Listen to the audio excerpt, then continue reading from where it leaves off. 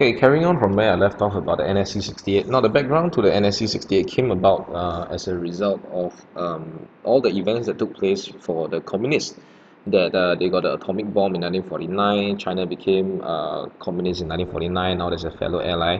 So therefore, the report came about in 1950 of April, or rather April of 1950, to try to curb this growth of communism.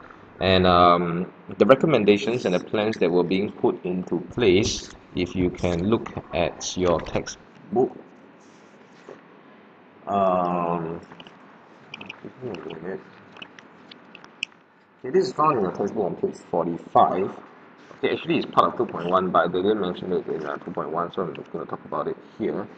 So it did actually conclude that Soviet Union is set against America, and it emphasized the need for them to actually take action. And the Korean War just nice came after this report in April, and it just nice fit into these recommendations for them to actually take action against the Soviet Union to try to contain communism. So it's basically something like an expansion of the containment policy worldwide lah, to just cover Korea as well. Okay, now moving on. Now the thing is, after USA entered the war, right? Okay, thinking now this is where you start to think about the O-level question. Okay, did the United States actually want to involved in Korea just because they wanted to stop the invasion of South Korea? Now, this is the point where we are going to be talking about, where it would show that maybe it's not entirely the case. Okay, you can look at your textbook on page 55 now, and that would actually give you a clear illustration of what actually happens. Okay. Okay, if you look at the GIF on the right hand side, okay, I didn't start it at the point where it started. Okay, North Korea and Chinese forces being highlighted in red, South Korean, American, Commonwealth, and UN forces in green. So that green are the so-called good guys, red are the bad guys. Okay. Um, okay, so maybe we should wait for it to cycle across. I should have looked at this first. Okay, now basically the red part would have expanded into actually um, expanded. Okay, started from here. They invaded South Korea.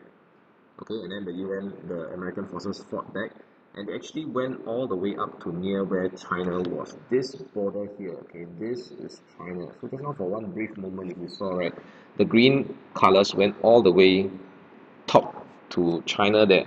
And if you look at your textbook as well, okay, what happened was that this General MacArthur, one of the army generals of the United States forces, actually had Truman's permission to push further to North Korea all the way until it went to the border of China. Now, when they pushed them all the way until the border of China, right, this actually threatened China, and that is where China actually got involved, because they were afraid that the United States would push all the way into China as well.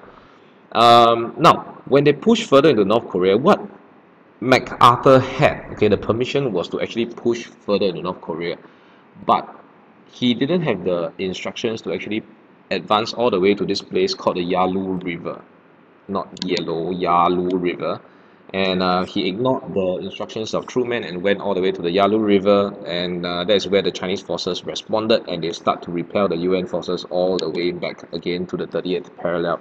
And then if you remember the GIF just now, it maintained a balance somewhere around the 38th parallel between the green and red forces, and that was how it more or less ended for the Korean War.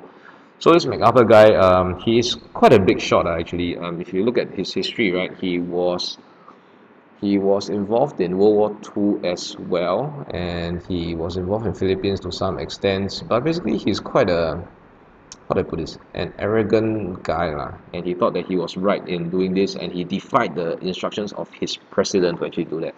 So of course, he was sacked as a result of that, and he was dismissed by Harry Truman and replaced by some other general in April 1951. Okay, but that's not important to the story here. Okay, so by April 1951, there was a stalemate around 38th parallel. We are, of course, not really looking at how the war progressed. That's not important to what we are looking at here. That's not one of the issues.